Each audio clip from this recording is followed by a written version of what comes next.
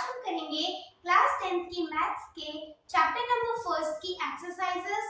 तो बिना किसी देरी के चलो स्टार्ट करते हैं। हमारा फर्स्ट क्वेश्चन है express each number as a product of its prime factors. मतलब बेसिकली हमें क्वेश्चंस में ऐसे बोला है कि जो हमें नंबर्स दिए हुए हैं, जैसे फर्स्ट है 140, इसको हमें प्राइम फैक्टराइज करके और जो हमारे फैक्टर्स निकलेंगे उन्हें प्रोडक्ट में लिखना है। ठीक है, तो चलो सॉल्व करते हैं इसको। 140 को हमें करना है प्राइम फैक्टराइज। ठीक है, तो इसका क्या प्रोसेस होता है, ऐसे हम इसको लिखना है एंड फिर इसको डिवाइड करते जाना है। तो 140 किस पे डिवाइड होगा, 2 पे। ठीक है, 2 पे क्या आंसर आएगा 70, फिर 70 भी 2 पे डिवाइड हो जाएगा तो इसका आंसर आ जाएगा 35। 35 2 पे नहीं जाएगा, हम 5 पे चलाएंगे इसको। 5 पे चलाएंगे तो आंसर आ जाएगा 7। ठीक है, और 7 की टेबल पे आता है, तो हमारा आंसर हो गया डन। अब हम प्राइम फैक्टराइजेशन डन हुई है अभी, और अब हम इसको फैक्टर्स की तरह लिखते हैं। तो 140 किसके इक्वल है, 2 इंटू 5 इंटू 7। ठीक है, अब मैं यहाँ पे और लिख के 140 को ऐसे भी लिख सकती हूँ, क्योंकि यहाँ पे जो है हमने पढ़ा हुआ है कि अगर बेस सेम हो और इनकी पावर जो है मल्टीप्लाई में हो तो पावर जो है इनकी प्लस हो जाती है। ठीक है, इनकी पावर प्लस हो जाती है, तो 1 + 1 क्या हुआ 2, तो हम लिख देंगे 2 raised to power 2 into 5 into 7। तो ये हमारा आ गया आंसर। क्लियर? अब चलते हैं नेक्स्ट पार्ट की तरफ।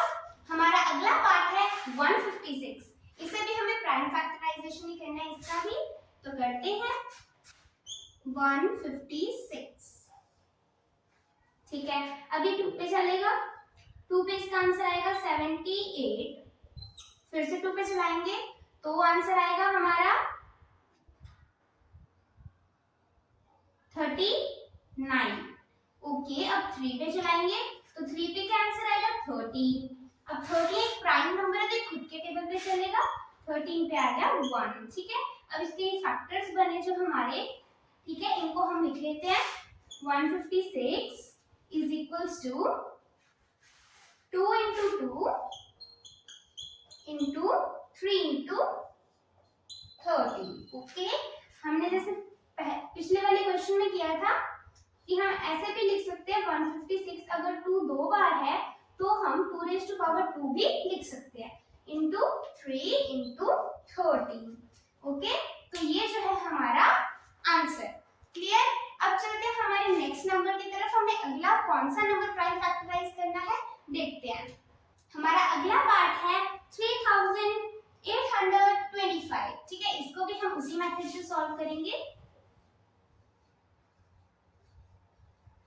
2 पे तो चलेगा नहीं और 3 पे चल जाएगा, क्योंकि इन सभी डिजिट का जो प्लस है ना वो 18 बन रहा है और 18 तो 3 के टेबल पे आता ही है, तो हम 3 पे चलाएंगे तो इसका आंसर आ जाएगा 2 एंड फिर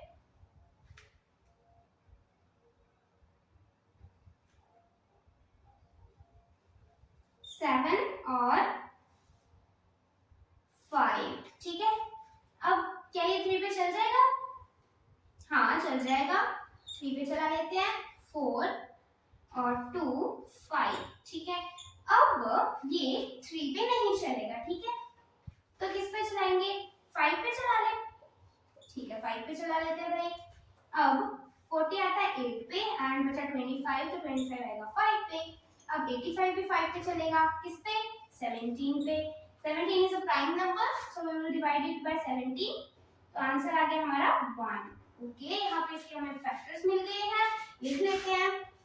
3825 इज इक्वल्स टू किसका इक्वल है 3 इंटू 3 इंटू 5, 5 भी 2 बार है भाई, एंड 17। ओके, ठीक है, और फिर और में हम लिख देते हैं 3825।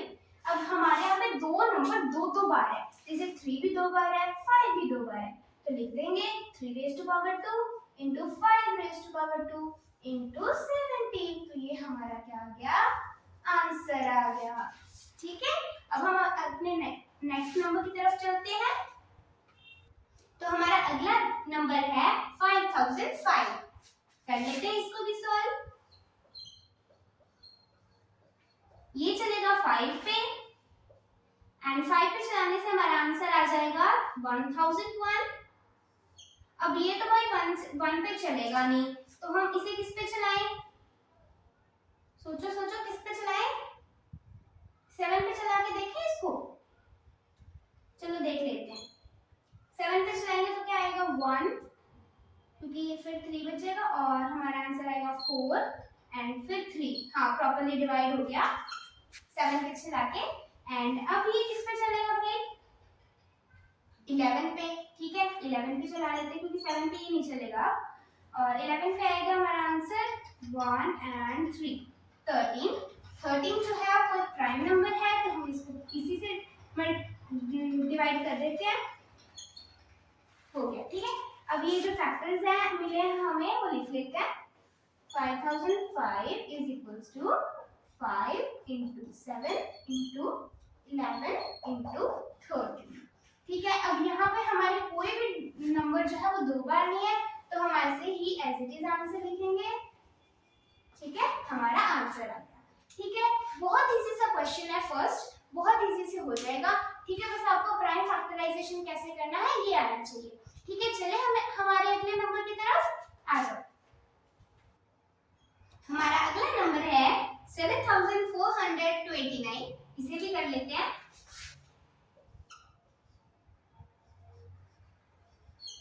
पर ये हमारा ऐसा नंबर है जो 2 पे भी नहीं चलेगा, 3 पे भी नहीं चलेगा। हम लिख लेते हैं प्राइम नंबर जो है। 2 होता है प्राइम नंबर, 3, 5, 7 और फिर प्राइम नंबर कौन सा आ गया? 11 और फिर 13 एंड फिर आ गया 17, फिर कौन सा आता है? 19 और फिर 23। इतनी लिखते हैं एक बार। तो 2 पे तो चलेगा नहीं क्योंकि लास्ट में 9 आ रहा है, तो ये इसको तो कट कर दो भाई। और अगर हम इन डिजिट का एडिशन करके 3 के टेबल से डिवाइड करते हैं ना, तो वो भी डिवाइड नहीं होगा, तो 3 को भी कट कर दो। और 5 से भी डिवाइड नहीं होगा क्योंकि लास्ट में 5 भी नहीं है और 0 भी नहीं है। ठीक है, तो 5 को भी कट कर दो भाई। और 7 से भी डिवाइड नहीं होगा, 11 से भी नहीं होगा और 13 से हो जाएगा, 13 से भी नहीं होगा। तो हम ना इसको 17 से डिवाइड करके देख लेते हैं। 17 पे हो जाना चाहिए। ठीक है, तो 17 पे क्या होगा आंसर? 4, 3 और 7। ठीक है, प्रॉपर्ली डिवाइड हो गया। हमारा सबसे छोटा प्राइम नंबर हुआ है इसमें।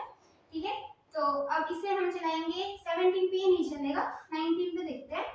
19 पे क्या आंसर आएगा? 23। ठीक है, 23 आ गया। अब ये प्राइम नंबर है, इसी से डिवाइड करते हैं, आ गया आंसर। ठीक है, मैं उसे रब कर देती हूँ।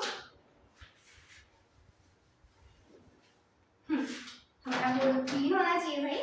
तो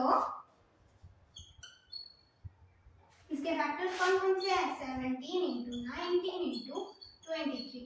ये एज इट इज रहेगा क्योंकि कोई भी नंबर जो है हमारा 2 बार नहीं है। ठीक है, हमारा फर्स्ट क्वेश्चन इसी के साथ एंड होता है। अब हम हमारे नेक्स्ट क्वेश्चन की तरफ बढ़ेंगे, सेकंड क्वेश्चन की तरफ। ठीक है, अब तो हमारा सेकंड क्वेश्चन है find the LCM and HCF of the following pairs of integers and verify. तो हमारा जो सेकंड क्वेश्चन ये कहता है कि जो हमें नंबर्स दिए हुए हैं, इंटीजर्स दिए हुए हैं, इनके एलसीएम फाइंड करो, एचसीएफ फाइंड करो और बाद में इनको वेरिफिकेशन भी करो कि क्या आपका आंसर सही निकला है। तो चलो स्टार्ट करते हैं। हमें पता है कि एलसीएम जब हम निकालते हैं तो दोनों नंबर्स को साथ में लेके चलते हैं। ठीक है, 91। अब हम 2 पे डिवाइड कर लेते हैं इसको, 26 को। क्या आएगा? 13 और 91 को एज इट इज लिख दो। ठीक है, और अब ये 7 पे चलेगा 91, तो ये 13 एज इट इज आया और यहाँ पे आ गया 13 और फिर 13 के टेबल पे चला लो इसको, यहाँ पे भी 1 आया और यहाँ पे भी 1 आ गया। ठीक है, अब एलसीएम के हम फैक्टर्स लिख लेते हैं। LCM of 26 and 91 are 2 into 7 into 13। ठीक है, अब हम इनको मल्टीप्लाई कर लेते हैं, फिर हमारा एलसीएम आ जाएगा। ठीक है, 2 × 7 14, और 14 को 13 से मल्टीप्लाई कर लेते हैं। 3 4 जा 12, 3 1 जा 3 और 1 4 इंटू एज इट इज आ जाएगा 2 8 और 1। ठीक है, ये हमारा एलसीएम आ गया 182। ठीक है, और जब हम एचसीएफ निकालेंगे, ठीक है, एचसीएफ में क्या होगा, दोनों को अलग अलग लेके चलना होगा। ठीक है, 26 को हम 2 पे चलाते हैं, क्या आएगा आंसर 13। अब इसको भी 13 पे चला लेते हैं, और किसको चलाना था,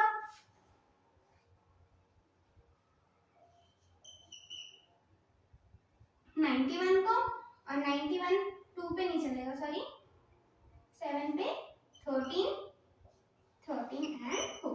ठीक है, अब इन दोनों में कॉमन क्या है, एचसीएफ में कॉमन ही देखा जाता है, दोनों में कॉमन है 30, तो इसी हिसाब से हमारा एचसीएफ जो है इन दोनों नंबर्स का क्या आया 13 इज आवर आंसर। ठीक है, अब हम इसकी वेरिफिकेशन करते हैं।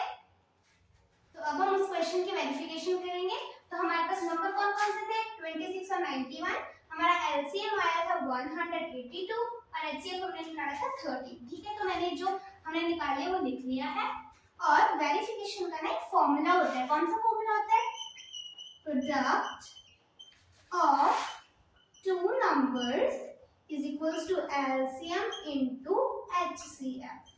मतलब जो हमें दो नंबर्स दिए गए हैं, इस क्वेश्चन में हमें कौन कौन से नंबर दिए गए हैं, 26 और 91। ठीक है, तो इन दोनों की मल्टीप्लाई लिख ही लेते हैं साथ में। इन दोनों की मल्टीप्लाई किसके इक्वल होगी, एलसीएम और एचसीएफ के प्रोडक्ट के। ये भी लिख लेते हैं। एलसीएम में क्या निकाला था 182 और एचसीएफ 30। ठीक है, अब इनके हम मल्टीप्लाई करके देखते हैं कि क्या हमारा आंसर इक्वल आता है दोनों साइड। और अगर इक्वल आ गया, इसका मतलब है हमारा जो क्वेश्चन है, तो इसका हमने जो आंसर निकाला वो बिल्कुल करेक्ट है। तो मल्टीप्लाई करके देख लेते हैं। 91 को 26 से, 6 1 जा 6, 6 9 जा 54 इंटू 2 1 जा 2, 2 9 जा 80।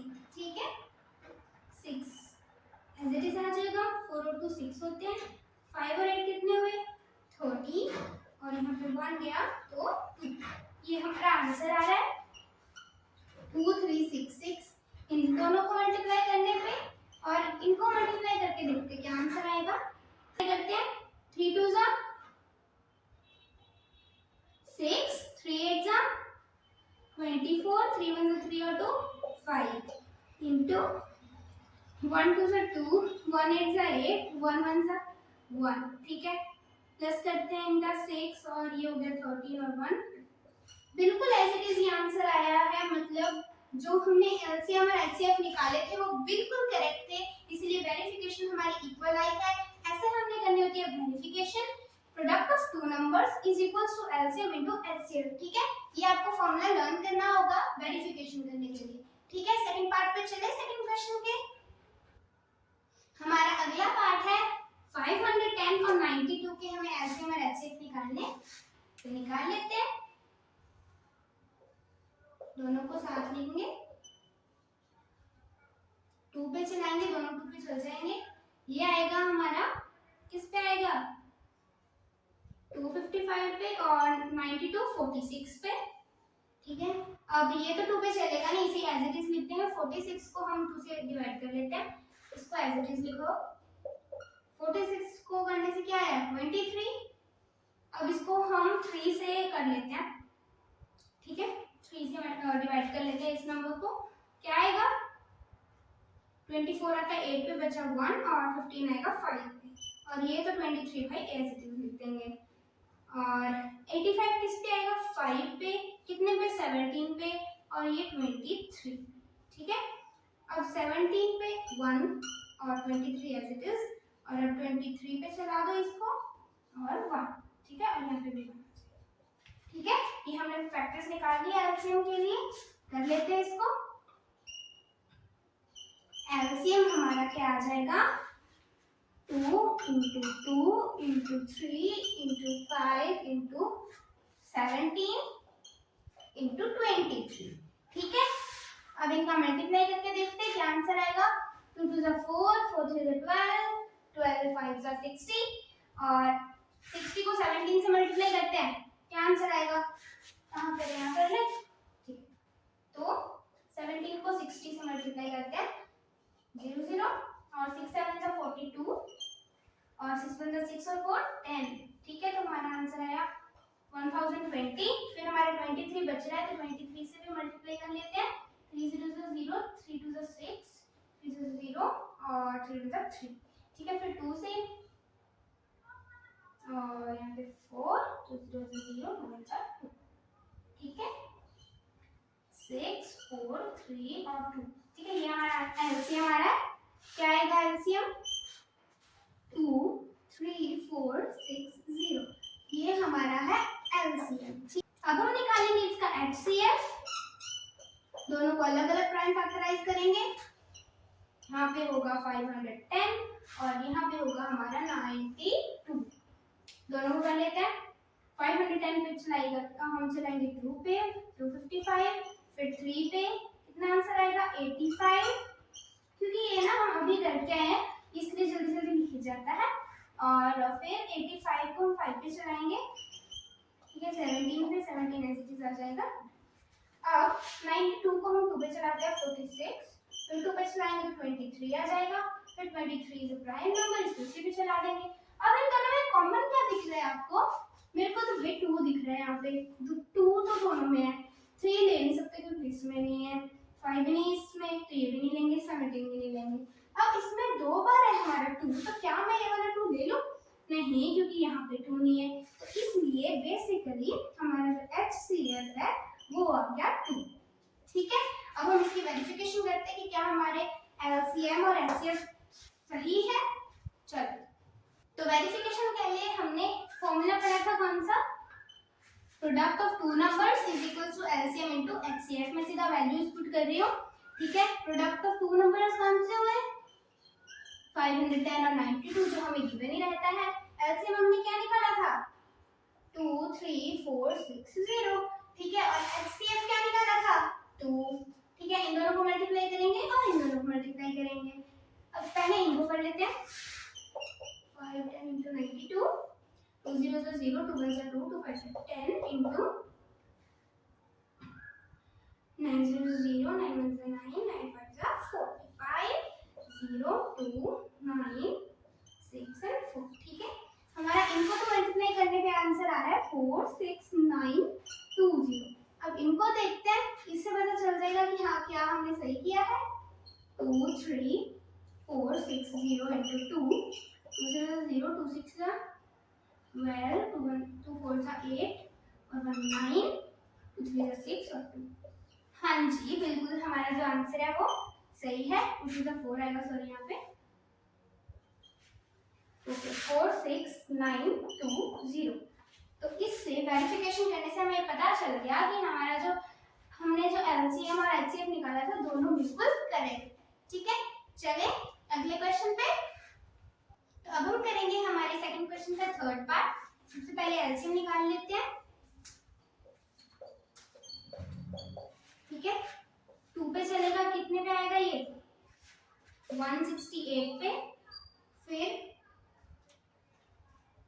27, फिर से 2 पे करते हैं, क्या आंसर आएगा 84, 27 को ऐसे ही लिख देते हैं, फिर से 2 पे 84 कितने पे आएगा 42 पे, एंड फिर 27 को ऐसे ही लिखो। यहाँ पे 42 नहीं आएगा, 42 क्योंकि टेबल पे चलाएंगे तो 21, फिर 27, ठीक है। और फिर 3 के टेबल पे चलाएंगे, यहाँ पे आ गया 7 और यहाँ पे आ गया 9, फिर से 3 पे चलाएंगे तो 7 को ऐसे लिख देते हैं एंड 9 3 पे आ जाएगा, फिर 3 पे चलाएंगे तो 7 ऐसे आ जाएगा और यहाँ पे 1 आ जाएगा, फिर 7 पे चलाएंगे ना तो हमारा आंसर आ जाएगा, ठीक है। तो हम इनको लिख लेते हैं। एलसीएम कितना हो गया हमारा 2 into 2 into 2, 4 बार है into 2, फिर 3 into 3 into 3 into 7, ठीक है। अब इन्हें मल्टीप्लाई करते हैं, 2 2 ज़ा 4, 2 ज़ा 8, 2 ज़ा 16 और इनको मल्टीप्लाई करने पे आ रहा है 27, तो 16 और 27 को पहले मल्टीप्लाई कर लेते हैं। 7 6 ज़ा 42, 7 1 ज़ा 7 और 4 11 इंटू 2 6 ज़ा कितना होता है 12 और 2 1 ज़ा 2 और 1 3 3 और 4, ठीक है 4 3 और 2। फिर हमारा 7 बचा तो 7 से भी कर लेते हैं।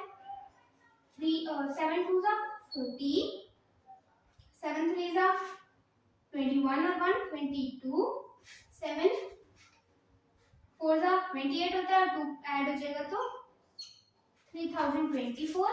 तो हमारा एलसीएम आ गया 3024, ठीक है। अब एचसीएफ निकालते हैं इनका, दोनों को अलग अलग करेंगे।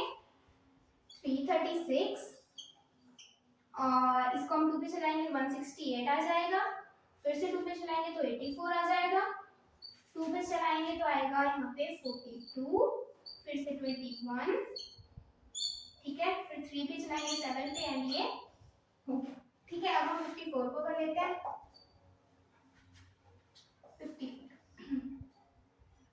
2 पे चलाते हैं इसको, क्या आएगा आंसर 27, फिर से 3 पे, फिर 9 पे आएगा, ठीक है, और ये आ गया हमारा आंसर, ठीक है। अब इसमें देखो कॉमन क्या है, क्योंकि एचसीएफ निकाल रहे तो कॉमन निकालना पड़ेगा, और यहाँ पे मेरे को तो 2 दिख रहा है भाई कॉमन, और ये तो 2 इसमें है नहीं तो ये हम मानेंगे नहीं। फिर 3 कॉमन है इसमें, है ना, तो हम 2 और 3 को मल्टीप्लाई लिख लेते हैं इसमें, 2 and 3, तो हमारा जो एचसीएफ है वो आ गया 6, क्योंकि दोनों कॉमन है तो इसलिए हमने इसको मल्टीप्लाई कर दिया। क्लियर है। अब हम इसकी वेरिफिकेशन करेंगे कि हमारा आंसर जो है हमने एलसीएम निकाला है और एचसीएफ निकाला है कि क्या वो सही है। चलो करते हैं। अब हम करेंगे इसकी वेरिफिकेशन।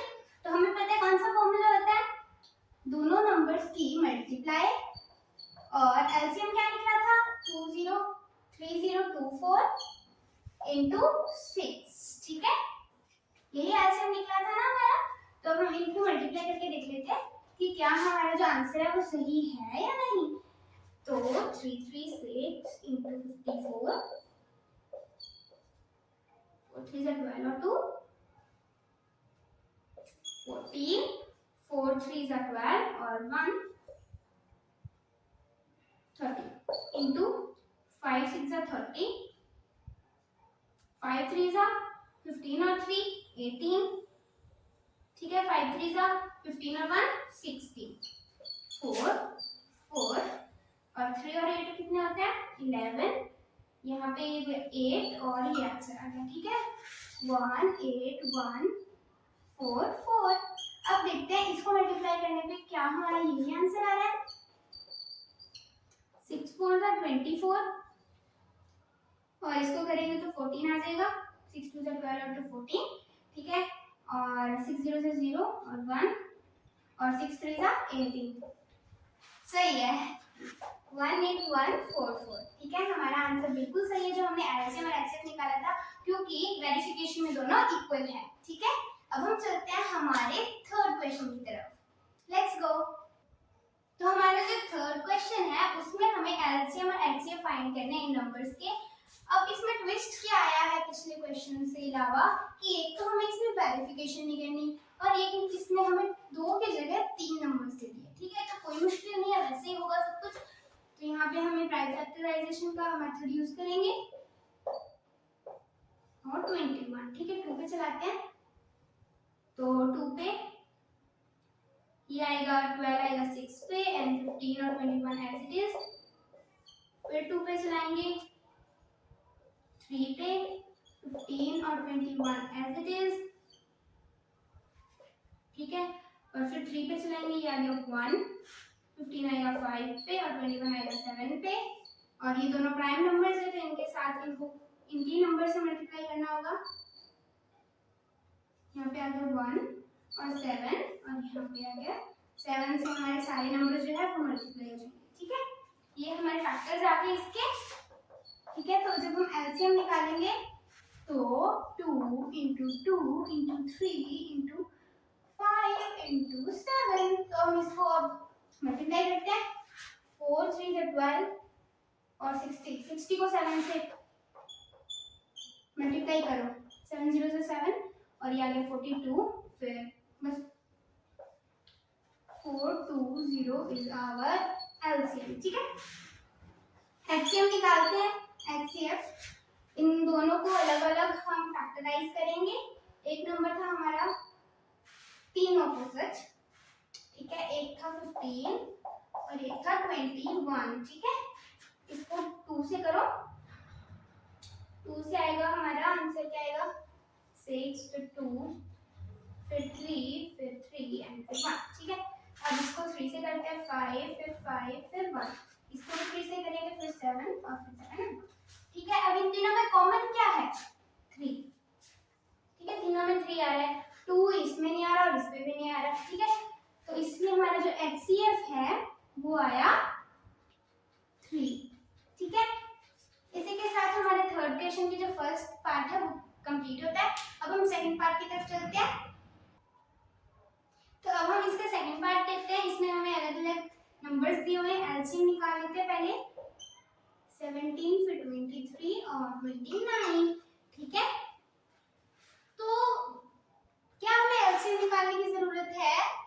मेरे को तो नहीं लगता, क्योंकि देखो तीनों ही हमारे प्राइम नंबर्स है। अगर हम एलसीएम निकालेंगे भी ना तो भी बस यही नंबर्स आएंगे, क्योंकि इन्हें भी चलेगा। इसलिए यहाँ पे 1 आ गया, फिर 29 और ये दोनों एज इट इज आ गए, और फिर 1, फिर यहाँ पे 1 आ गया और फिर 29 आ गया यहाँ पे। ठीक है, फिर 29 पे कर देते हैं और फिर 1 और फिर 1। मैंने कहा था ना कि यही तीनों नंबर्स आएंगे जब हम एलसीएम निकालेंगे, इसलिए। ठीक है, अब एलसीएम क्या आ गया, 17 इंटू 23 इंटू 29। इनको हम मल्टीप्लाई करके देख लेते हैं। सबसे पहले हम करेंगे 23 को 17 से, 7 3 जा 21, 7 2 जा 14 और 2 16 और 1 के साथ तो एज इट इज आ जाएगा 1, फिर यहाँ पे 9 एंड 3। ठीक है, फिर हम 29 से इसको कर लेते हैं मल्टीप्लाई। 9 1 जा 9, 9 9 जा 81, 9 3 जा 27 और 8 कितने हुए, 27 और 8 कितने हुए, 35 इंटू 2 1 जा 2, 2 9 जा 18, 2 3 जा 6 और 1 7, 9 फिर 3 फिर 5 और 8 कितने हुए,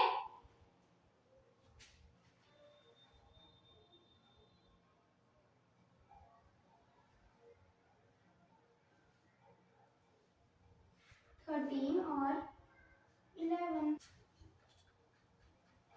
ठीक है, तो हमारा एलसीएम क्या आ गया, 1133 और 9। ठीक है, अब एचसीएफ निकालते हैं। तीनों को अलग अलग, 17 और फिर 17 को कॉमन मतलब, ठीक है, हमारा आंसर। अब हम एचसीएफ निकालेंगे तो हमें पता है कि ये तीनों ही जो है प्राइम नंबर्स है, तो इनमें कॉमन तो बस फैक्टर एक ही होगा, तो सीधा ही आंसर आ जाएगा हमारा 1। ठीक है, अब हम चलते हैं हमारे थर्ड पार्ट की तरफ। अब हम करेंगे इसका थर्ड पार्ट, 8 9 और 25।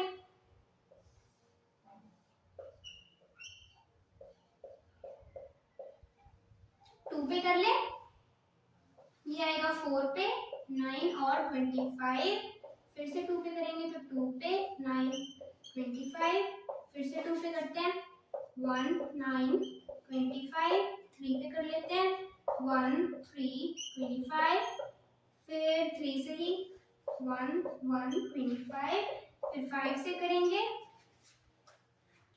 और 1 1 और 5, फिर 5 से करेंगे 1 1 और 1। ठीक है, यहाँ से हमारा ये हो गया, एलसीएम वाले फैक्टर्स निकल गए, इनको बाहर निकाल लेते हैं। एलसीएम क्या हो गया हमारा, 2 इंटू 2 इंटू 2, फिर 3 इंटू 3 इंटू 3 इंटू 5 इंटू 5।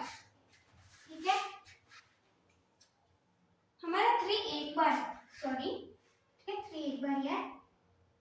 अब इन्हें मल्टीप्लाई करते हैं तो ये 8, फिर 8 9 से कितना होता है 72, और 72 और 25 को मल्टीप्लाई कर लेते हैं। 5 2 जा 10, 5 7 जा 30, 5 और 1 6, 36 हो गया। फिर 2 2 जा 4, 2 7 जा 14, ठीक है 0 10, फिर यहाँ पे 7 और 1 8, और ठीक है हमारा आंसर आ गया 1800, ठीक है एलसीएम है। और फिर जब हम एचसीएफ निकालेंगे तो तीनों नंबर्स को अलग अलग रख के, ठीक है 2 पे चलेगा 4 2, फिर यहाँ से, ठीक है, और फिर हमारे पास कौन सा नंबर है 9, 3 पे चलाएंगे, ठीक है, और लास्ट में है 25, ये भी 5 5 और,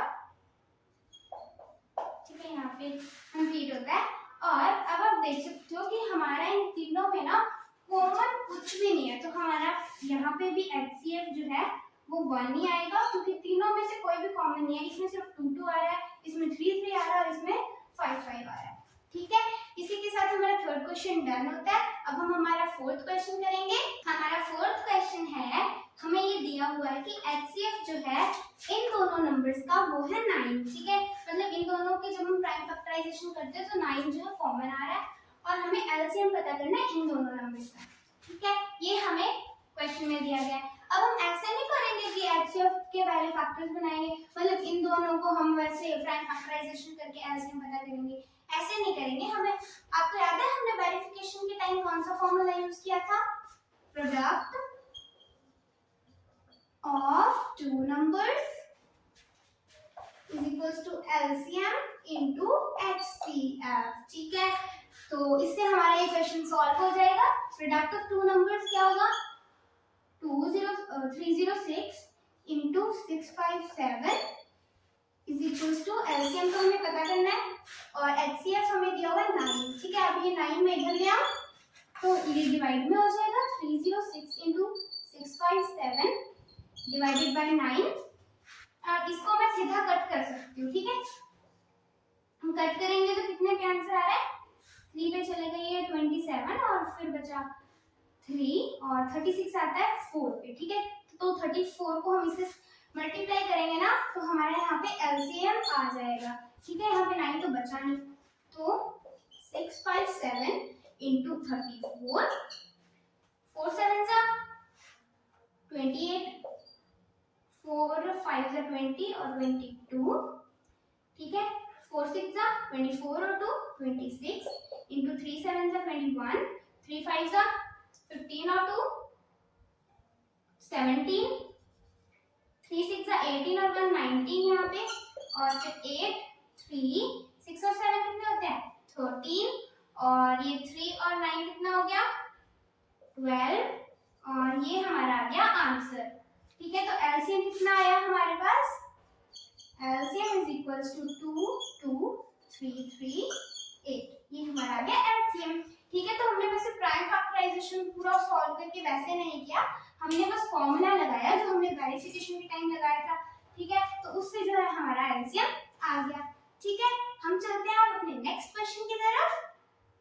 हमारा जो सिक्स्थ क्वेश्चन है वो ये है, check whether 6 raised to power n can end with 0 for any natural number।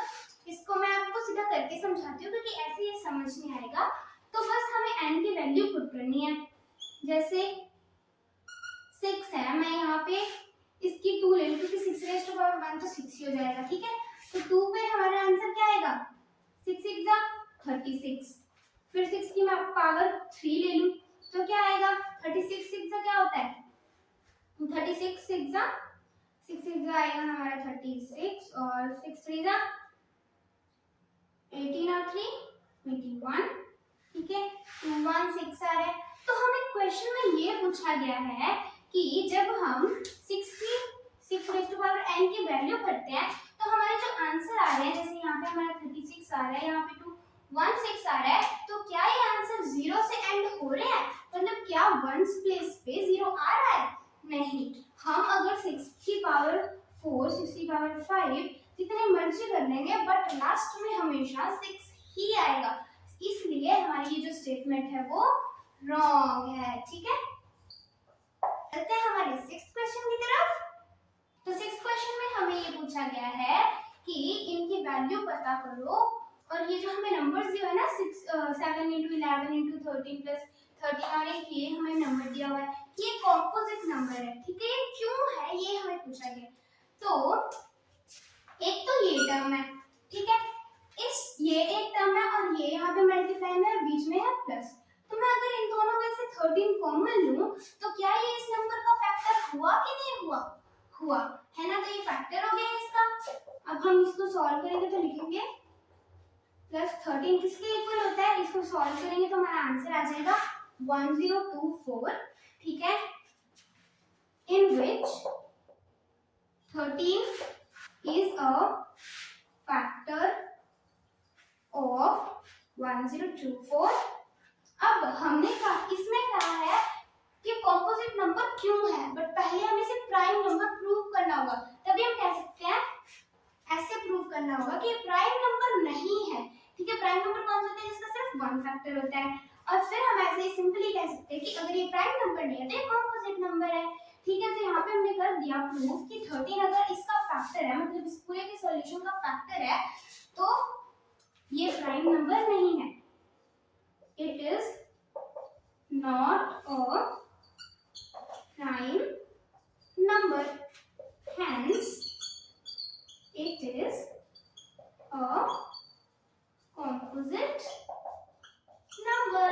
ठीक है, तो इसको तो हमने प्रूव कर दिया कि ये कॉम्पोजिट नंबर क्यों है। ठीक है, सिंपल जो है, हमें पहले इसको ऐसे सॉल्व करना होगा, फिर हमें बताना होगा कि प्लस के इधर वाली टर्म में और इस वाली टर्म में कॉमन क्या है। तो कॉमन होगा जो फैक्टर होगा इसका, और अगर फैक्टर हो गया तो ये प्राइम नंबर नहीं है, और प्राइम नंबर नहीं है तो ये कॉम्पोजिट नंबर होगा, है ना। तो ऐसे इसको सॉल्व करते हैं। अब हम इसको सॉल्व करते हैं, क्या आंसर आएगा। तो जब मैं इसमें से फैक्टर निकालूंगी ना, 5 4 into 3 into 2 into 1 plus 5। ठीक है, जब मैं इसको सॉल्व करूंगी ना पूरे को, तो आप सॉल्व करके देख लेना, इसका आंसर आएगा 5045।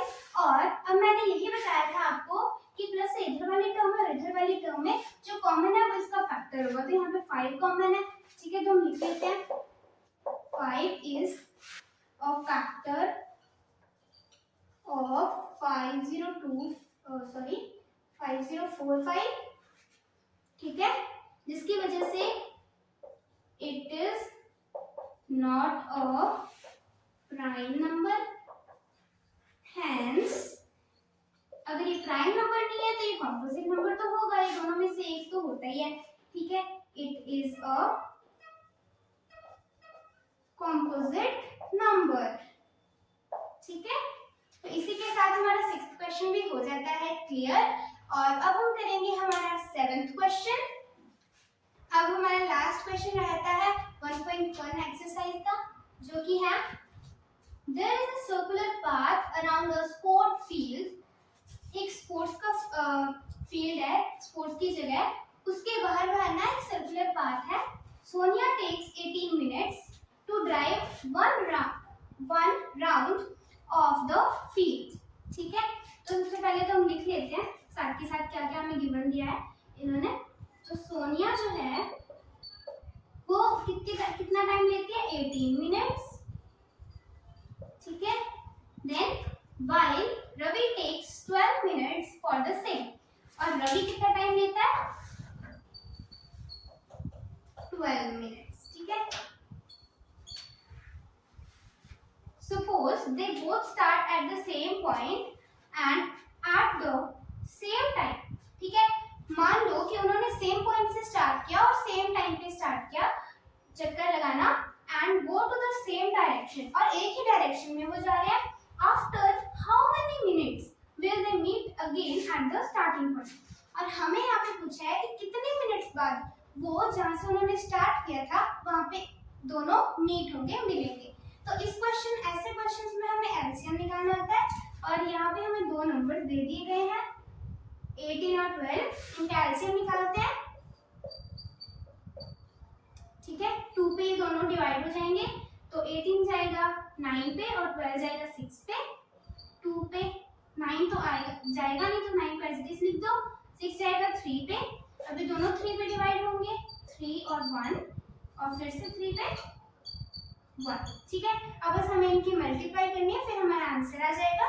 तो LCM of 18 and 12 is equals to 2 into 2 into 3 into 3. 2 2s are 4 और 3 3s are 9, 4 9s are 36 minutes.